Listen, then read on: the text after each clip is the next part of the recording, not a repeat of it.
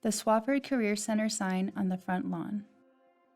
CTE and SPED collaboration at Swofford Career Center, Part 2. An outdoor fountain. Students seated at computers.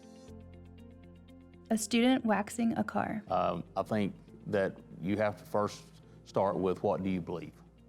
And I know my personal belief is that every child can learn. A student mixing paint.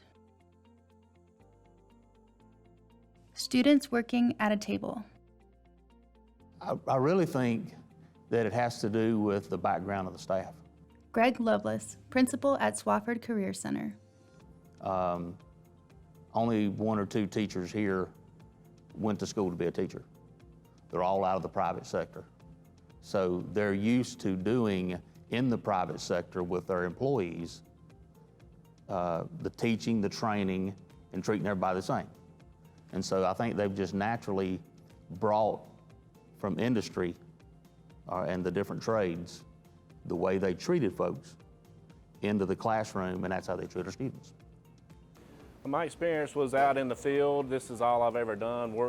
I've actually had my own shop as well. Always worked in the auto collision field. Matt Sanders, auto collision teacher at Swofford Career Center, seated in front of someone working on a car in a garage. I have 23 years experience before I started teaching. My family's been in the construction industry since for two generations. Tommy Page, carpentry teacher at Swofford Career Center. And so my grandfather was a builder, and then my dad was a builder, and then I did it. But just them being a builder don't make you a builder. I mean, you know, I had to learn just like everybody else did. I think working with Kate educators actually has an advantage over working with just general educators. Ashley Bendel, District 2 Transition Coordinator. Because they've been in the industry, they've worked with all different types of people. So, you know, the fortunate thing there is that they've encountered people with disabilities on the job site all throughout their career. So they know, you know, that everybody's different. It doesn't matter if you have a disability or not. Everybody has strengths and weaknesses. So oftentimes if you're coming out of the industry, you're already willing to look at that and work with that.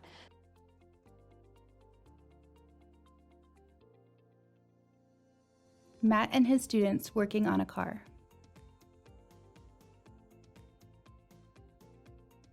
I think giving them the knowledge and the skills that you have as a special educator on how to do certain things has been an advantage. Like, they will come to us for certain accommodations to ask, okay, I'm given this accommodation, it doesn't seem to be successful. Do you have another recommendation? So I think that's been the biggest thing, to collaborate with the Kate teachers, just to show them, you know, if this isn't working, try this, and maybe, you know, this student's not being successful in a general program, but we can modify this program slightly and looking at, you know, just the specific need of the student. I was very impressed the first year I was here. I realized very quickly that they do not provide accommodations to our students based on a piece of paper. They provide our accommodations to our students based on need. I haven't run into any situation to where a teacher was like, well, why did they receive this? It's really just they have a need, and so they differentiate the instruction. Typically, they will pair them with a peer if they see a need, and if that doesn't work, they work with them individually. They are amazing instructors.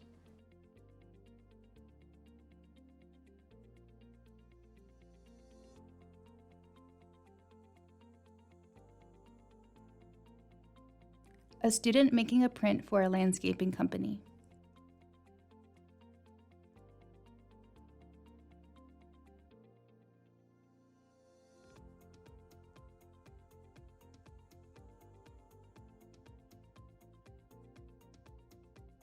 Miss Knight is very good about taking for what she comes to me. She stays in my room. She'll watch what we do, observe what it takes to do what we do. And obviously there's a lot of math.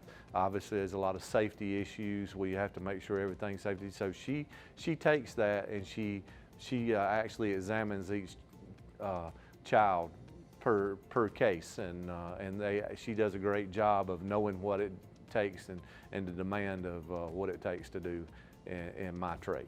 as every other trade here at Swofford. The accommodations going from their homeschool, regular school is really not, it don't overlap over here, because most of this stuff is hands-on and you can't really put that in writing, or a test don't really show that. So it's just a matter of just spending time with them, you know, just like you would your own kids, as you know, you just treat them like your own. That's the best way to look at it from that aspect. So on paper, accommodations, it's really irrelevant when it comes to this trade. Really just spending time with them, see what they can and cannot do. This is year 35 for me, so I've seen a whole lot over the years, but it's my first year at the Swofford Career Center. So when I walked in, I wasn't exactly sure of what I would find and what that level of buy-in was among the staff. And so my biggest takeaway has been that it's pervasive throughout the building, that everyone is on board and is doing the same thing. Beginning of the year, we came in and we did just our basic accommodation and modification training to really give them a good knowledge of the difference between an accommodation and a modification, because that's one of the things that they didn't understand. And to be true completers of programs, students can only have the program accommodated for them. So we can't modify the program standards for them to be a completer. And that was one of the big questions from the K teachers, like how much can I do to help the student be successful without actually modifying the standards? That was one of the biggest trainings. And then just to let them know, you know, these are the people to reach out to in both District 1 and District 2 if you need further assistance. To view the brief and full report, you can go to www.hiremesc.org/educators. Special thanks to the Swofford Career Center, Spartanburg District 1 and Spartanburg District 2.